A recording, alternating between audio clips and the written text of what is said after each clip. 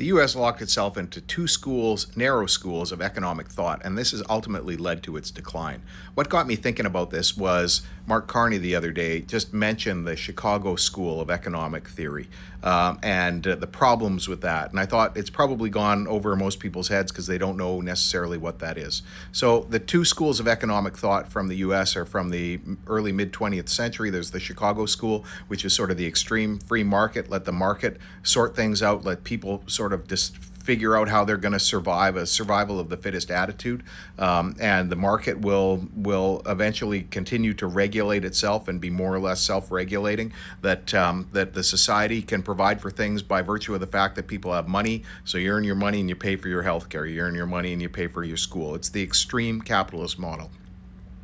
The other school of thought is not really dissimilar. The Keynesian school of thought is still let it go like that, but intervene. The government should intervene every once in a while when the economy does something crazy. So intervene when there's a depression or a recession, spend money, prime the pump during those times to try and get the economy rolling again. But still not designed as a economy that serves the population. It's an economy that serves the wealthy people who can invest. And that was the two roles, the two modes of economic thought in the United States, and they've never really departed from that. They still struggle between those two modes of economic thought. Now, it was different in Europe. At the end of the Second World War, there was two circles of thought in Germany and Austria. There was the Freiburg circle and the Freiburg School and the Vienna Circle of economists, and they developed what we now know, or as became known as the social market economy, Sozialmarktwirtschaft. And the idea there was that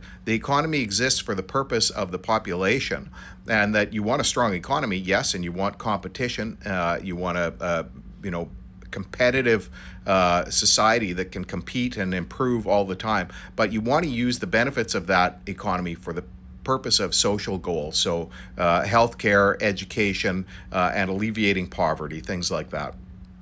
And that became the thing that led to Germany's huge success starting in the 1950s, 60s, 70s. And still, if you look at Germany, they're still a very successful country. And same with Austria, as a result of the fact that they adopted this broader idea of how their economy is supposed to function. Now, of course, in the Nordic countries, they took it one step further.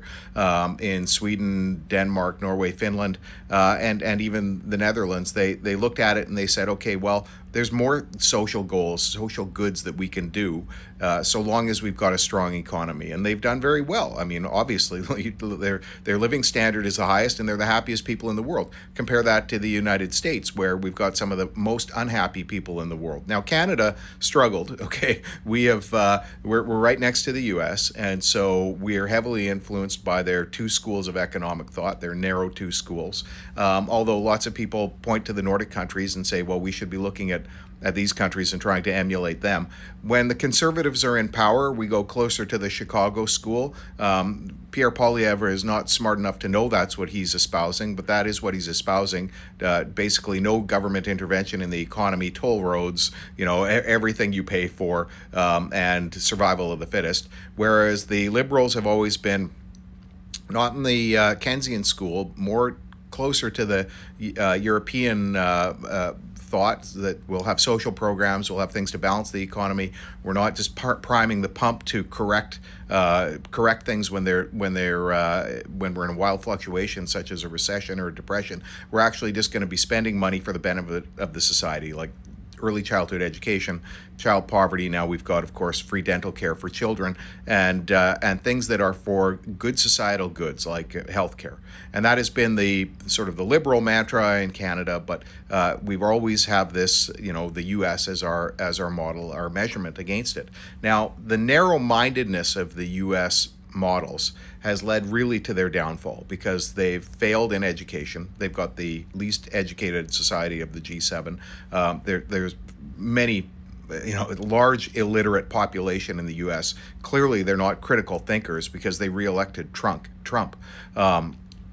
And so we see the failure of their education system. We also see the crumbling of their infrastructure because they haven't put the money back into it. And all they've really done in the end by adopting the Chicago School is created billionaires. And billionaires add no value, very little value to the society. You could take away the billions of dollars from all the billionaires and reinvest it in the society, and leave all the billionaires with $1 billion each, right?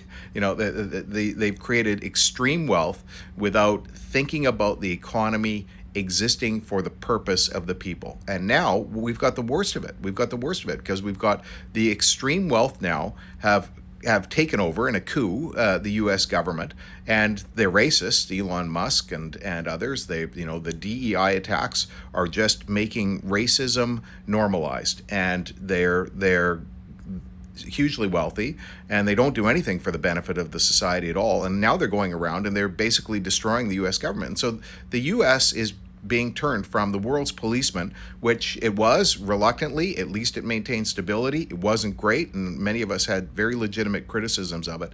But they've turned from the world's policeman to the world's criminal.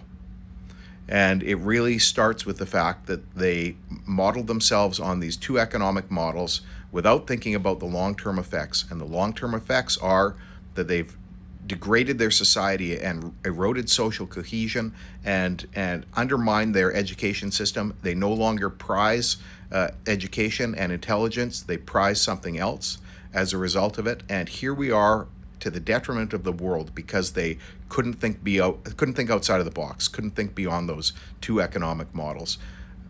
I don't know what the solution is, but it's a frightening situation we've got into just because of this dogma.